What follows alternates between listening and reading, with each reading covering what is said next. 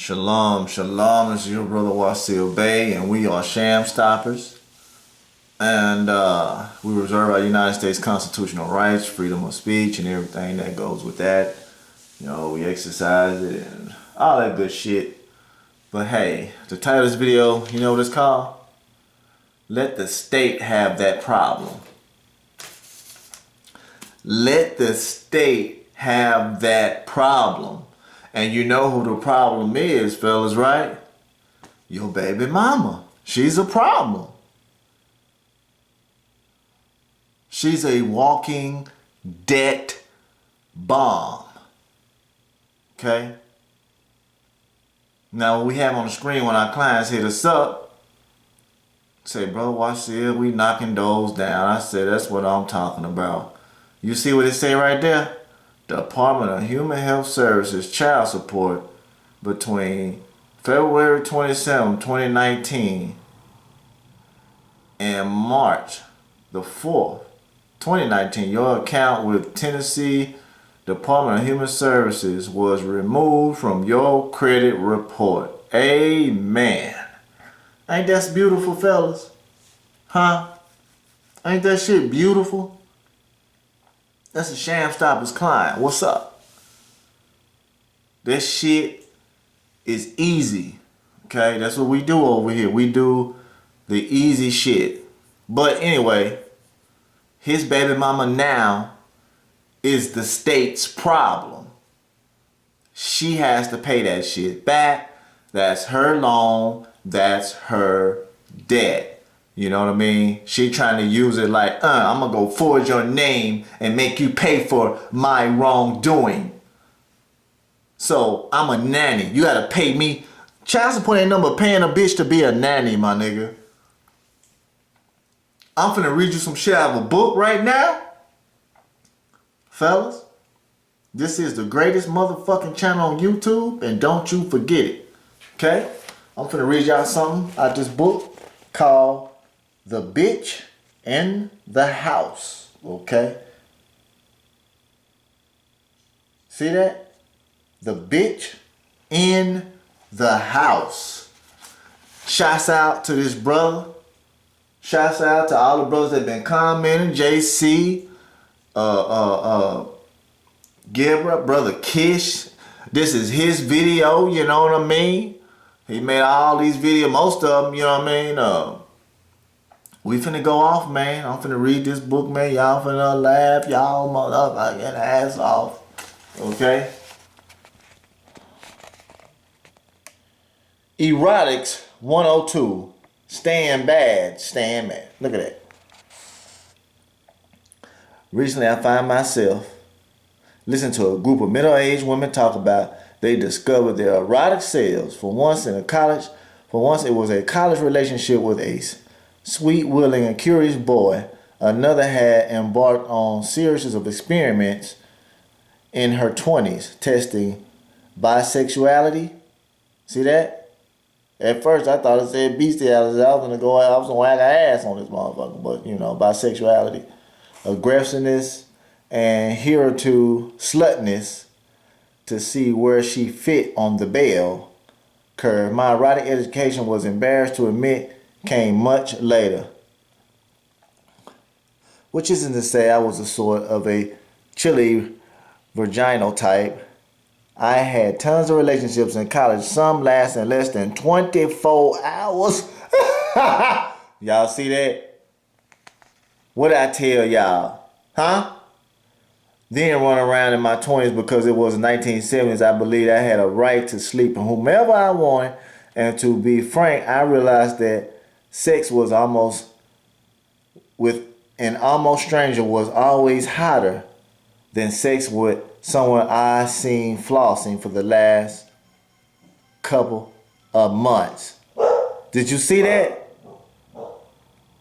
My friends were women who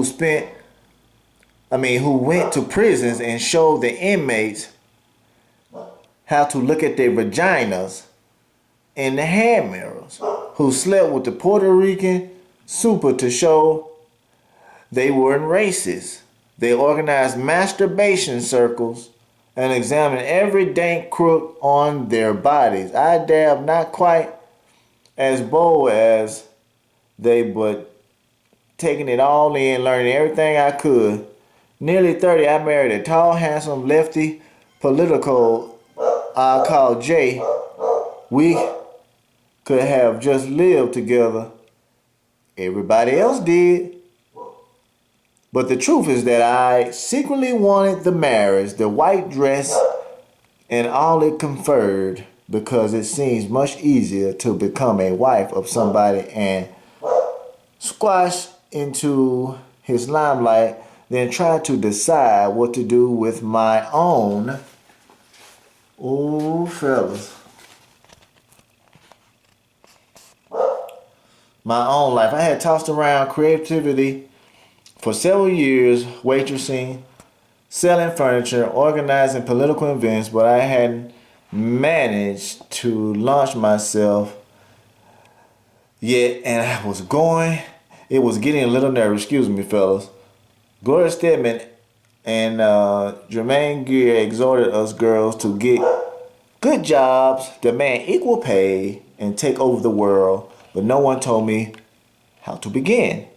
Or that unless you were brilliant, you needed a well-paced cousin to get a grubby little assistant job at the places that would lead you to the powerful, take over the world careers. The marriage worked for a while. Jay and I were lefty show dogs, committed to the cause, friends with Alger Hiss and the staff of the Nathan magazine, and passionate about each other. Jay worked at a third world press service, smuggling in the news from Haiti, Cuba, Nicaragua, Philippines, etc. I worked as an assistant in an advertising job, gotten through a connection of his.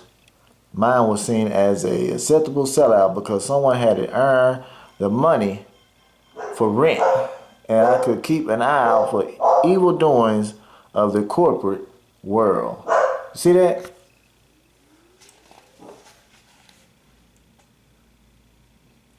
You see that shit? Huh? Let me keep going. After a couple of years, though, claustrophobia set in. I had signed up to the assistant Jay's cause, but I really wasn't cut out to be the assistant. And now that I put him on a pedestal, I resented him up there bossing me around. It didn't help that we weren't having sex anymore, and I hadn't been for quite a long time. Even though I had begun to resent him, we sit in front of the TV watching wars on the news and getting quietly drunk so that there would be no possibility of even contemplating doing it. During those first years, I secretly wondered where all the sexual desire had gone. In retrospect, I think at the end of our sex life came less from the failure of our marriage than from the failure and at least oversight of my supposedly sexually progressive and enlightened friends. Hoes. Her friends was hoes, okay?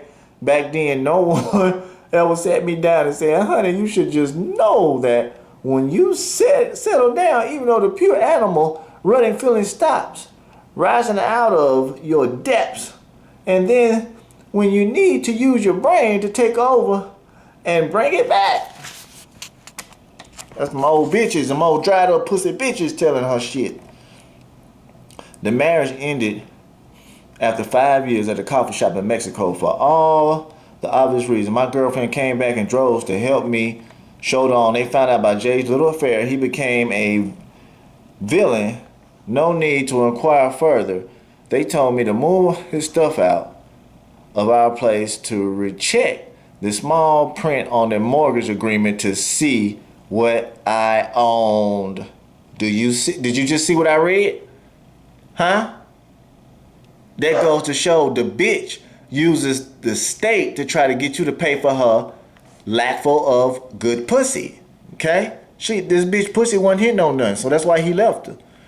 While mother politely whispered that it was time to start dating again, fucking again. They made big plans for me. I could start Again, get this right next time around. The first intelligent thing I can think I ever did was to stop listening to them. Women complain that men boss them around and tell them what to do, but what about the female coercion, the oppressive solidarity of the smart girl said? I finally let myself fall down into the muck of feeling and try to figure out my own next move. I threw away answering machines and become impossible. According to my sisters, for about a year, I sat on my blue velvet couch drinking a vodka and knitting. Then I met Mr. X. Mr. X was a painter, impunctuous, brilliant. Most important, he already had a wife. We were bad, and that was exactly what I needed. A relationship. Let me tell you something. I ain't got that many minutes left. I just want to do a little snippet. Y'all need to go check this book out. Tells y'all niggas what y'all up against. What's in the whole mind. You know what I mean? This ain't gonna be no but 10, 12 minute video. I should have, charged my battery, but fellas, stay away from these niggas compromising with these hoes and still talking about it's the agency. It's not the fucking agency, it's that bitch. Alright? I just shot you the book. The bitch in the house. The bitch in the house. Fellas, don't let these hoes destroy your inheritance. And most of these niggas on YouTube living with the bitch in the house, they putting them on child support and taking them off. Stay away from these cow motherfucking ass niggas, because they'll get you in trouble. Alright? Stay away from motherfucking dudes who don't call a woman out her name or cuss out the police, or stay away from these coward ass niggas. Them niggas will snitch on you. Guaranteed. You know what I mean? So I'm just putting up a video. Shouts out to everybody for commenting. I'm gonna come out some more of this book. If y'all don't get it, let me know in the comment section. I got some more good shit up out of here, man. I was laughing my motherfucking ass off over here. So hey, you know what? Hit us up. Get at us. Peace.